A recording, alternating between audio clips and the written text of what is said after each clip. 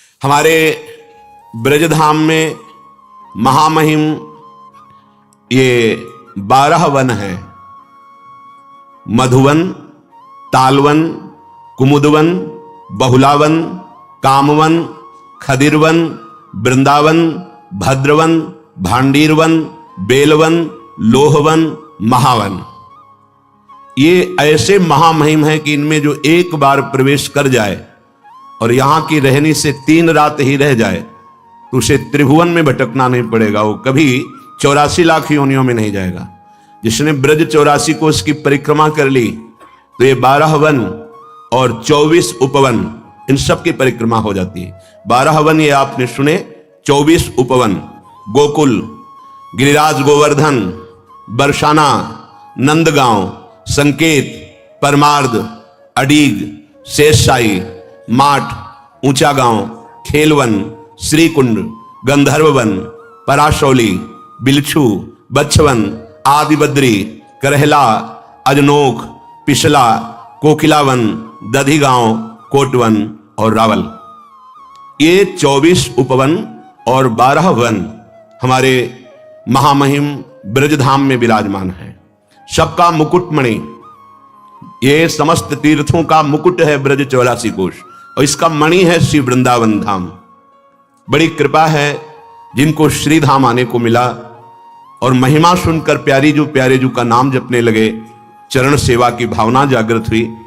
मानसी गंगा का आचमन कर लिया, राधा कुंड का आचमन कर लिया, मानसरोवर का आचमन किया, गिरिराज जी की परिक्रमा दी, वृंदावन की परिक्रमा दी, बरसाने की परिक्रमा दी, महारानी लाडली जू महाराज का दर्शन किया।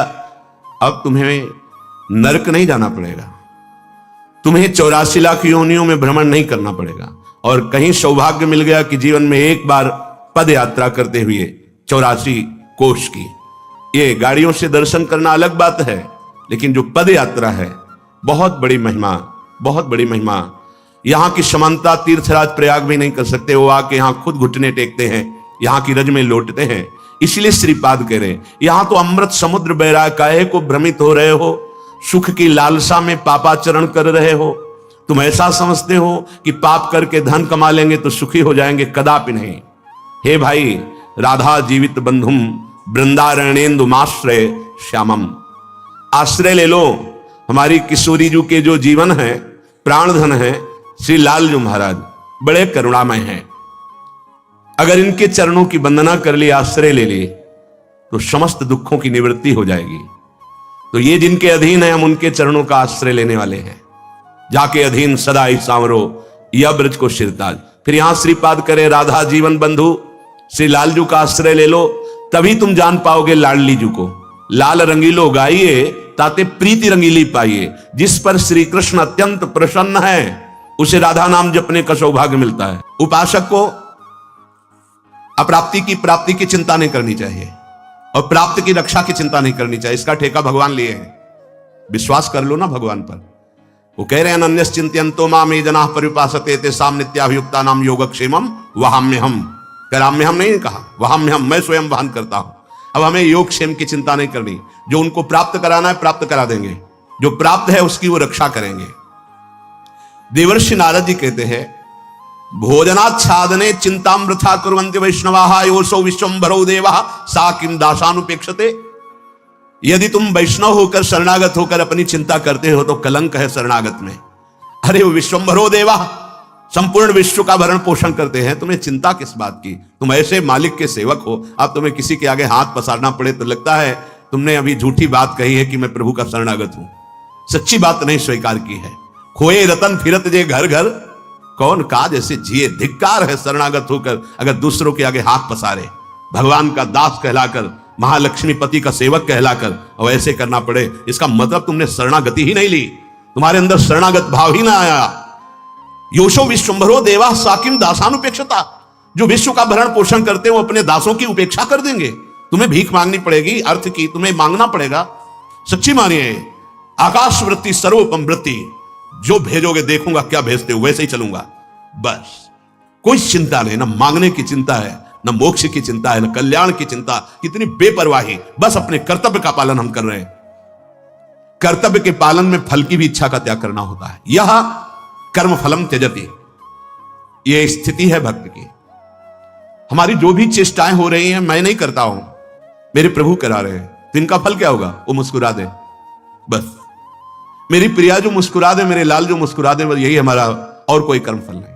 और वो मुस्कुरा दिए तो बकाया क्या रह गया? सच्ची मानिए, प्रभु से कभी कुछ नहीं मांगना चाहिए। अगर मांगे तो बस एक ही बात मांगे कि आपके भजन में रुचि हो जाए, सब कुछ मिल जाएगा, सब कुछ।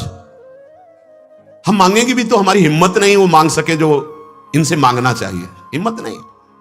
जैसे एक गरीब आदमी को चक्रवर्ती सम्राट बुलावे और प्रसन्न होकर बोले मांगो, क्या मांगोगे? तो उसकी अपनी स्थिति से मांग आएगी कि 2 भैंस है, 4 परिवार, 1 साल भैंस का चारा दे दो और 1 साल का भोजन दे दो। बड़ी हिम्मत करके मांगेगा कि मैंने बहुत मांग लिया।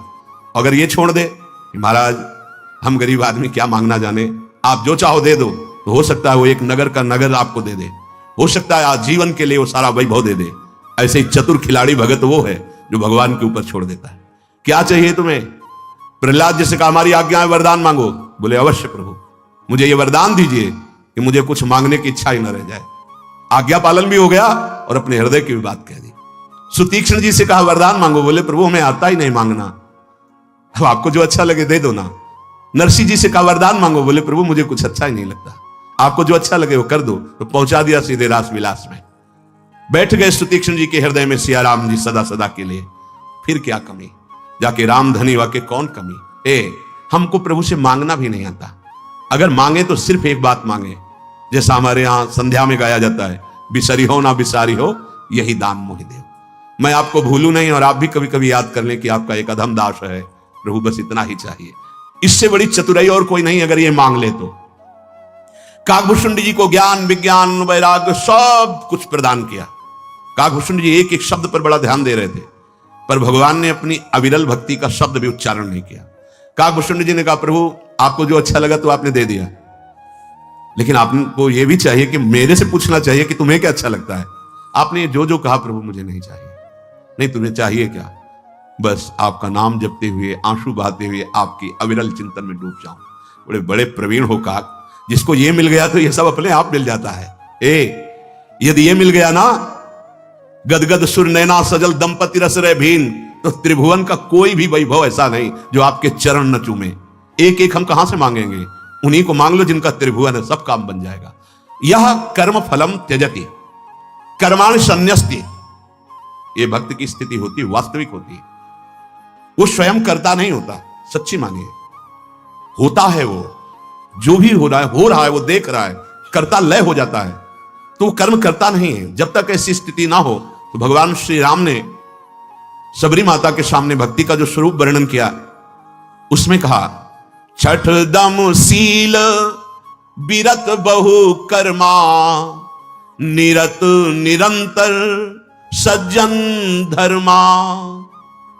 मेरी छठवीं भक्ति है कि वो अपने मन का दमन कर दे और बहुत ही सहनशील हो और ऐसे कार्यों से विरक्त हो जाए जो मेरे से विमुख कराने वाले कर्म हैं।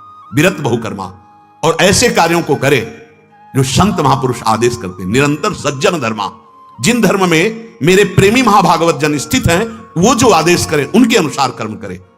तो आदेश के अनुसार कर्तव्य का पालन जब होता है तो कर्ता भाव नहीं रहता कि मैं नहीं कर रहा हूं, मेरे गुरुदेव करा रहे हैं, अगर मुझे करने की क्षमता होती तो मैं पहले कर लेता।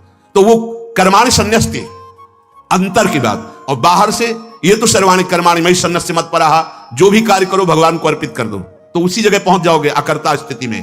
तुम्हारे सारे कर्म अकर्म हो जाएंगे, वो बंधन नहीं डाल पाएंगे और आप जीवन मुक्त महापुरुष हो जाएंगे।